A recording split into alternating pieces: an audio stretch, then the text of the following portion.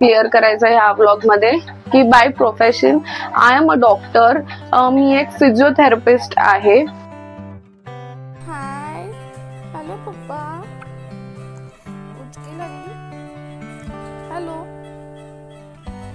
Hello. आम्हाला रोज सकाळी अपडेट्स मिळायचे की आज आमच्या बाळाचं वेट किती आहे, माझं बाळ कसं करतंय, जास्त चोळल्याने बाळसं चांगलं येतं. Those are all myths. मी त्याच्याबद्दल वेगळं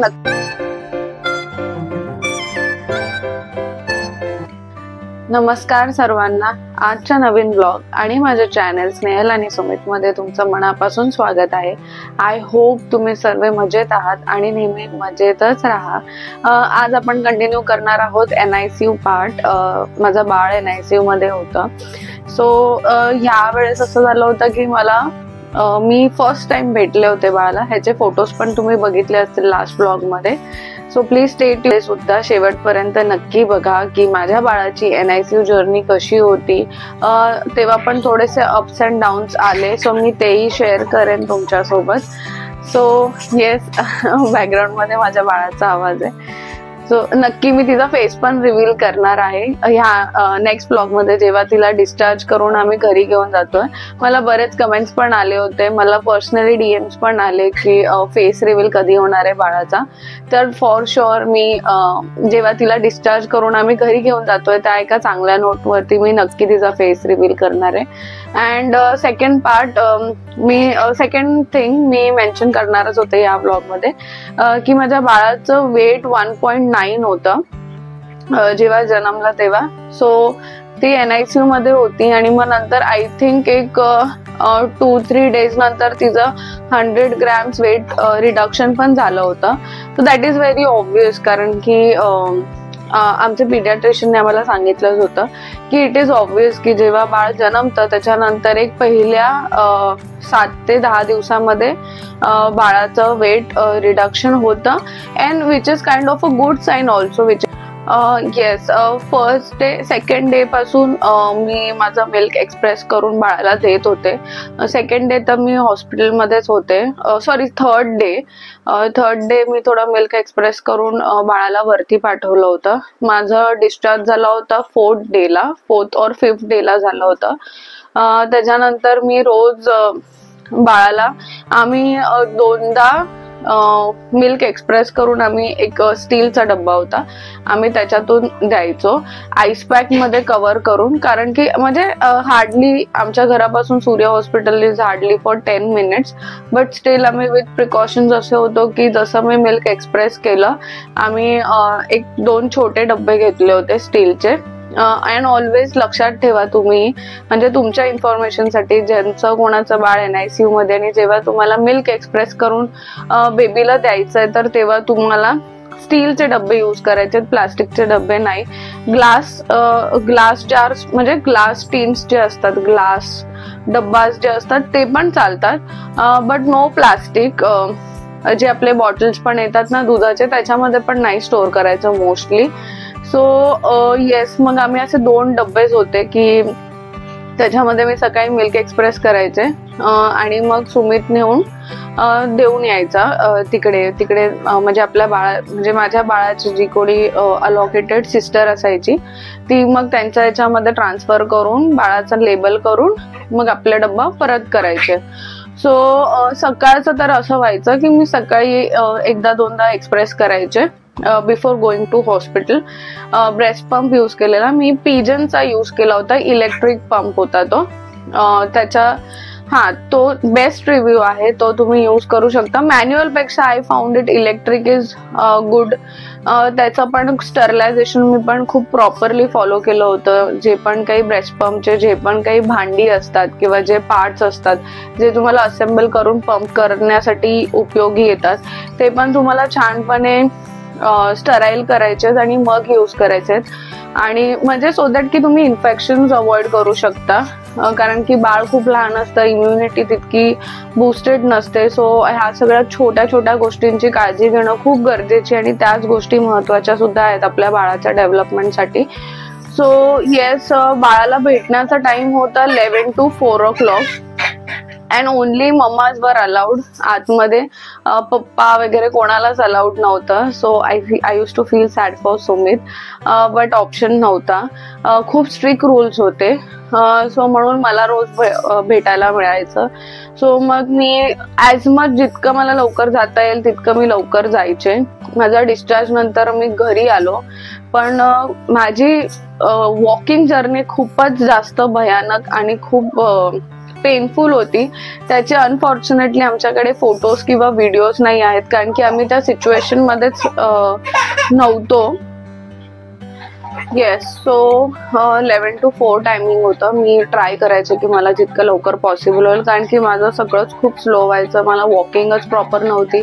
इनिशियली 10-15 डेज मम्मी यायची मला आंघोळ वगैरे घालण्यासाठी, म्हणजे माझा मॉलिशसाठी, थोडं कमरेला पाठीला, कारण की मी कम्फर्टेबल नव्हते कोणा दुसऱ्यासोबत. म्हणजे असं बऱ्याच लोकांनी सजेस्ट पण केलं की मॉलिशसाठी हवं, इतकं दिवस झोपून होतं वगैरे, तर मॉलिशची गरज आहे कोणाला तरी जे येतात मॉलिशसाठी, काकी मावशी. तर मी स्पेसिफिकली, मला तितका वेळ नव्हता आणि तो वेळ मला माझ्यासाठी इन्व्हेस्ट करायचा नव्हता. मला माझ्या बाळाकडे लवकर जायचं होतं. सो म्हणून, आणि एक दुसरी गोष्ट पण आहे की मी कम्फर्टेबल नव्हते कोणा दुसऱ्यासोबत. सो म्हणून पहिले 15 दिवस मम्मी यायची रोज मला कामोठ्यावरून इकडे. थोडंसं ती मॉलिश करायची माझ्या पाठीचा, कमरेचा, पायाचा, आणि मग आंघोळ पण तीच घालायची. आणि मग फटाफट जेवून मी निघायचे. म्हणजे ते असं भरपूर असतं ना आफ्टर डिलिव्हरी, पोस्टपार्टम, खूप सारं काही तुमचं डाएट असतं. हे खाल्लं पाहिजे, ते खाल्लं पाहिजे, for a better milk supply and all. लॅक्टेशनसाठी चांगलं असतं. सो ते पण आम्हाला जितकं पॉसिबल झालं तितकं आम्ही कमी वेळामध्ये प्रयत्न असायचा की ते पण फुलफिल होतील गोष्टी. सो असं करत मी आणि सुमित निघायचो. माझं वॉकिंग इतकं टेरिबल होतं की मी सुमितला धरल्याशिवाय किंवा एखाद्या गोष्टीला धरल्याशिवाय मी चालूच शकत नव्हते. लिटरली मी सुमित आणि पप्पांची पण चप्पल वेअर केलेली आहे, फुटवेअर, की त्या फुटवेअर मध्ये पण माझा पाय नव्हता जात. इतकं स्वेलिंग होतं माझ्या पायाला. मी तुम्हाला तो फोटो नक्की मेन्शन करेन. तो एक फोटो आहे माझ्याकडे की माझ्या पायाचं किती स्वेलिंग होतं. मी भरपूर गोष्टी ट्राय केल्यात, फटकी हळद वगैरे, मला जे कोणी सजेस्ट करत होतं, कारण की माझ्याकडे तेवढा टाइम नव्हता की मी दुसरं काहीतरी टाइम कुठेतरी इन्व्हेस्ट करू माझ्या ट्रीटमेंटसाठी. पण ऍट दी एंड असं पण होतं की मला खूप प्रॉब्लेम्स होत होते, but still I manage somehow. Photos आणि व्हिडिओज असते तर कदाचित तुम्ही रिलेट करू शकला असता, बट ठीक आहे, नाही आहेत आता. सो येस, असं करून माझ्या बाळाकडे मी जायचे. आणि मग मी जितका वेळ तिला घेऊन बसता येईल तितका वेळ मी घेऊन बसण्याचा प्रयत्न करायचे. आणि मग नंतर तिच्यासोबतचा जो टाइम होता, जेव्हा ती माझ्याकडे असायची तेव्हा मी तिला हेच सतत बोलत राहायचे की लवकर हेल्दी व्हायचंय, बरं व्हायचंय, तू खूप गुड गर्ल आहेस. डॉक्टर अंकल, डॉक्टर आंटीने खूप चांगले रिव्ह्यूज आणि खूप चांगलं कौतुक केलं पाहिजे रोज, नो कंप्लेंट्स. असं करत करत मी तिच्याशी बोलायचे. 1-2 असे ललाबाई सॉंग्स होते, मी पण ते पण मी तिच्याकडे गुणगुणायचे की ती झोपायची.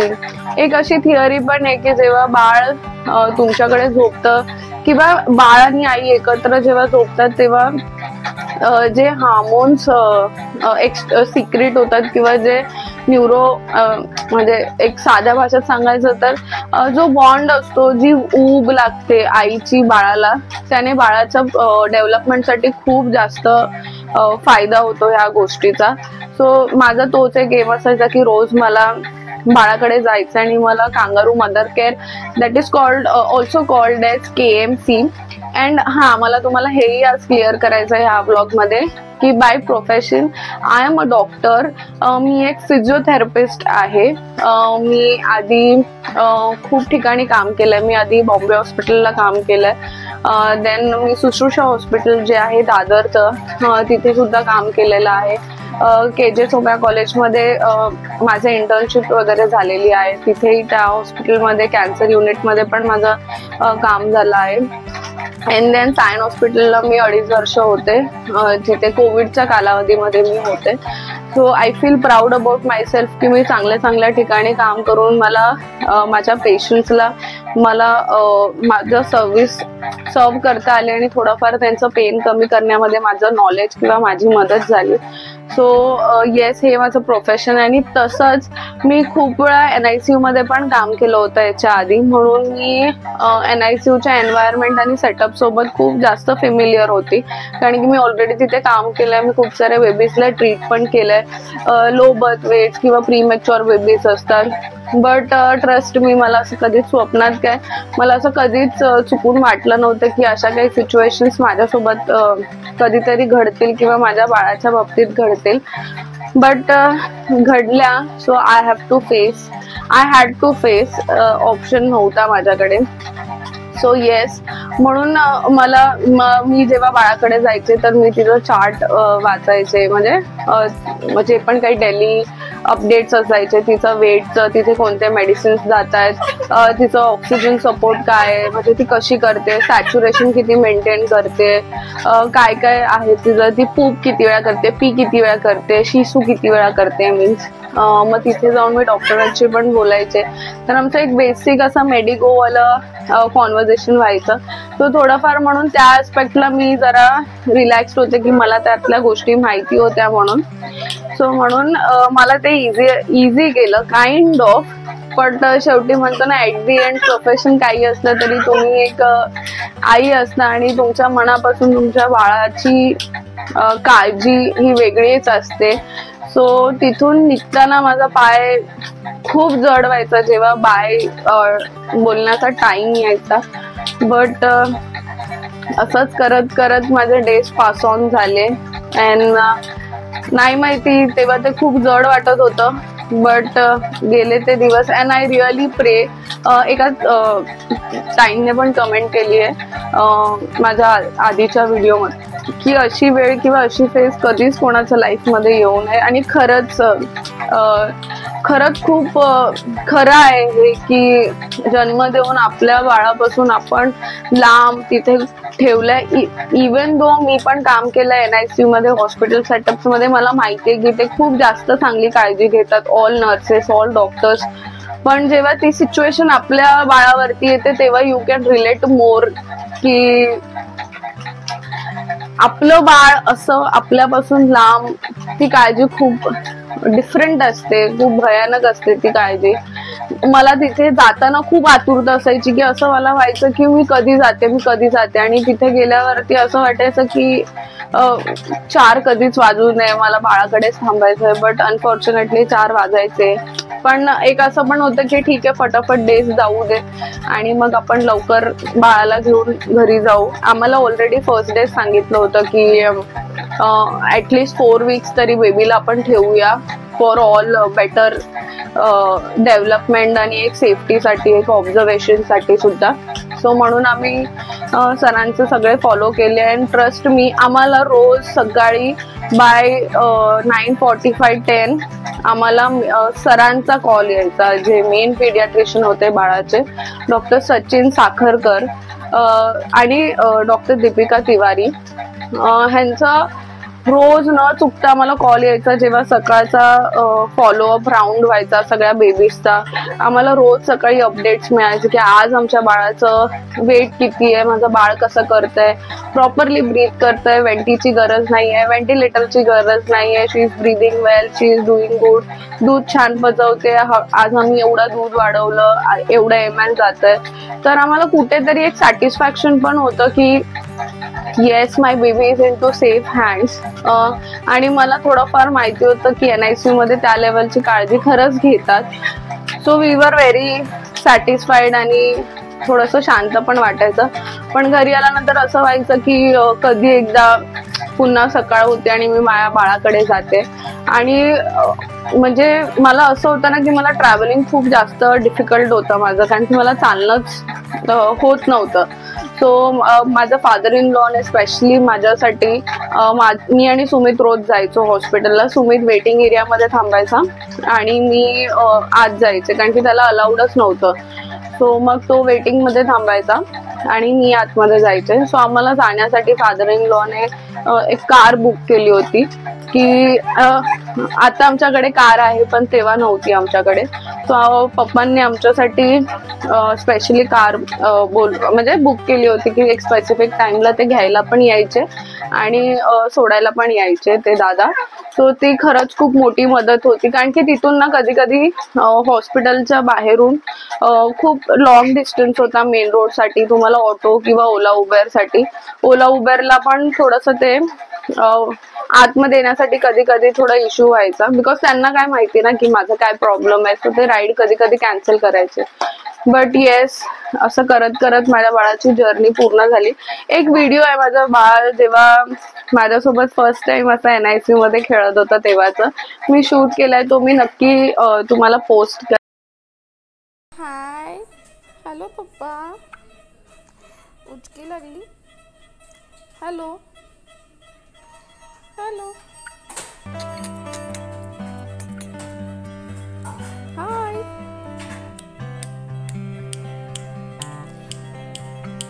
Smile please. Will you smile? Smile smile करा. स्माइल स्माइल करा. Smile.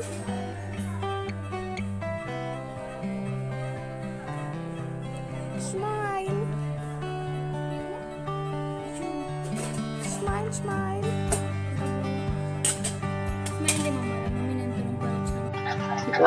Yes, and one more point, माझ्या बाळाला नंतर 2 वीक्स नंतर ना क्लोथ्स पण वेअर करायला अलाव केलं होतं जेव्हा बाळाचं पूर्ण सगळं ते हाय फ्लो ऑक्सिजन वगैरे निघालं होतं तेव्हा.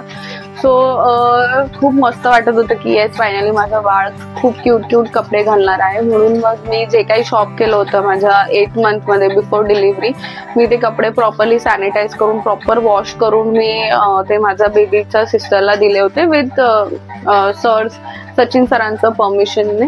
सो तिथेही त्यांनी स्टराईल केले 1-2 दिवस आणि मग त्यांनी 3rd डे ते वेअर केले. जो लास्ट व्लॉग मध्ये माझ्या थंबनेल मध्ये फोटो होता विथ द ग्रीन शर्ट माझा बेबीचा, ते कपडे माझं बाळ म्हणजे असे खूप 3-4 कपडे आम्ही ठेवले होते. अँड येस, जेव्हा आय थिंक 2-3 वीक्स झाले होते, जस्ट 1 वीक टू गो होता, तेव्हा सुमितला काही कामानिमित्त बाहेर जायचं होतं आउट ऑफ टाउन. सो मग आम्ही रिक्वेस्ट केली की if he can meet the baby, म्हणून मग सरांनी थोडंसं अलाव केलं. सरांच्याच केबिन मध्ये बाळाला असं छान कव्हर करून घेऊन आले होते ते बाळाचे सिस्टर. सो मी तो फोटो पण पॉपअप करेन. जेव्हा सुमितने फर्स्ट टाइम बाळाला घेतलं होतं तेव्हा बाळाच्या माउथ मध्ये RT फीड होती, ज्याच्यातून सुरुवातीला दूध देत होते. सो ती एकच नळी होती, बाकी बाळाला no oxygen nothing. It was just ह्याच्यासाठी ठेवलं होतं फॉर ऑब्झर्वेशन, आणि ते स्वॉलोईंग वगैरे प्रॉपर यावं, बाळाने प्रॉपरली ओरली फीड घ्यावं म्हणून. सो ते त्याच्यानंतर बाळाचं ते सुरू झालं. आणि मग नेक्स्ट डे पासून आय थिंक 2-3 डेज नंतर पासून बाळाला ओरल फीड चालू केलं. सो मग त्याच्यानंतर बाळाने ते पण छान कोऑपरेट केलं आणि मग नंतर ब्रेस्ट फिडिंग साठी पण मला दिलं. मग तिथे प्रॉपर ते लॅचिंग अँड एव्हरीथिंग बाळाचं ऑब्झर्व करण्यात आलं की ते सगळं व्यवस्थित होतंय. सो ब्रेस्ट फिडिंग साठी पण काउन्सिलिंग केलं. सो एव्हरीथिंग वेंट गुड, सगळं असं प्रॉपरली झालं. बीइंग अ फिजिओथेरपिस्ट मला ओरोमोटर एक्सरसाइज माहिती होते की जेणेकरून बाळाचं सकिंगसाठी त्याचे मसल्स रेडी व्हावे म्हणून. तर मी जेव्हा जेव्हा जायचे तेव्हा फीडच्या अगोदर मी ते एक्सरसाइज करायचे बाळाला. सो त्याने पण खूप लवकर बेटरमेंट झाली की बाळाचं माउथ रेडी झालं फॉर लॅचिंग अँड सकिंग. मग असं करत करत बाळाची RT ट्यूब पण निघाली आणि मग बाळ ओरल फीड प्रॉपर घेऊ लागलं. मग नंतर ब्रेस्ट फीड पण करत होतं प्रॉपर. जेव्हा सुमित मिल्कचे डब्बे घेऊन जायचा ना, तो पण एक फोटो आहे, तो आम्ही एक मेमरी म्हणून असंच काढला होता की लास्ट डे वेन तो घेऊन चालला होता डब्बा, जो मी नक्की ठेवेन कारण की आम्ही खूप एक्साइटेड होतो की येस फायनली आमचा बेबी काही दिवसामध्ये घरी येतोय म्हणून. सो प्लीज तुम्ही तो फोटो नक्की बघा. अँड येस, मग तो दिवस आला की आमचे फायनल काउन्सिलिंग झाली की बाळाला घरी गेल्यानंतर बाळाची काय काय काळजी घ्यायची, कशी काळजी घ्यायची, काय काय केलं पाहिजे, डस्ट एरियामध्ये नाही जायचं, एसी मध्ये तुम्ही ठेवू शकता. बाळाचं बाळाला 27-28 डिग्रीज एसी चालणार होता. आम्हाला सांगितलेलं की मोस्ट प्रॉबब्ली एक वेगळा रूम असेल तर बेटर आहे. बाळाला जास्त हँडलिंग नको, जितकं कमी लोक हात लावतील तितकं जास्त सेफ आहे. अंघोळ नव्हती सांगितलेली.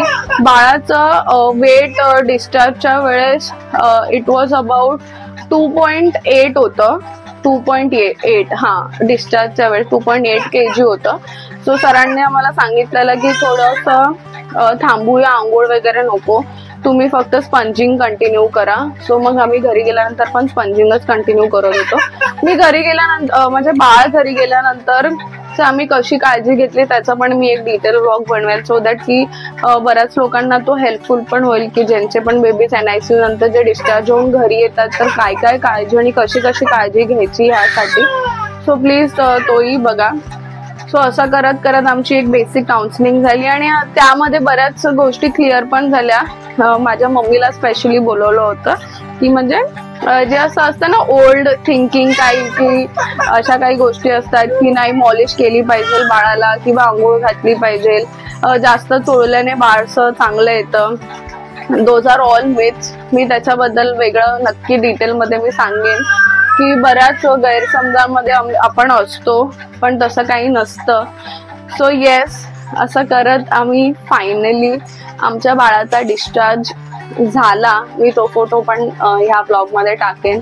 तो दिवस माझ्यासाठी सर्वात the best, the happiest day होता माझ्या लाईफ मध्ये की येस फायनली माझं बाळ घरी येत आहे. आणि ऍट दी अदर साइड तिकडचे जे पण कोणी नर्सेस होते ज्यांनी माझ्या बाळाला 4 weeks बघितलं होतं, सांभाळलं होतं, ते थोडे इमोशनल झाले होते की येस त्यांचं पिल्लू, त्यांची क्यूट लिटिल बेबी घरी चालली आहे म्हणून.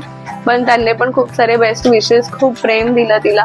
And I really thank all Surya हॉस्पिटलचं staff, all NICU staff, nursing staff, Sachin sir, Deepika ma'am, Lavanya sister, everyone. मी नक्की फोटोज पोस्ट करेन, तुम्ही प्लीज बघा आमच्या लास्ट डेचा डिस्चार्ज घेतानाचा फोटो जो आम्ही दीपिका मॅम सोबत काढला होता. सो प्लीज असेच तुम्ही स्टे ट्यून राहा. आपण पुढच्या ब्लॉग मध्ये माझ्या बाळाचा फेस रिव्हील करणार आहोत. सो प्लीज प्लीज प्लीज नक्की तो बघा. आणि ज्यांनी कोणी माझं चॅनल अजून सबस्क्राईब केला नसेल तर please do like, share and subscribe. आणि मला नक्की सांगा की तुम्हाला माझे व्हिडिओज कसे वाटतायत, माझे ब्लॉग्स आवडतायत का. आणि कोणाला काही जाणून घ्यायचं असेल, काही क्वेरीज असतील जे तुम्ही कमेंट मध्ये नाही विचारू शकत तर तुम्ही मला DM करा. मी माझं ह्या ब्लॉग मध्ये माझ्या इन्स्टाचा ID पण मेन्शन करते. सो प्लीज तुम्ही तिथे जाऊन पण माझ्याशी जर तुम्हाला बोलायचं असेल तर तुम्ही DM करू शकता. खूप छान वाटते, ही जर्नी खूप छान झाली आहे. असंच साथ देत राहा, असंच प्रेम करा.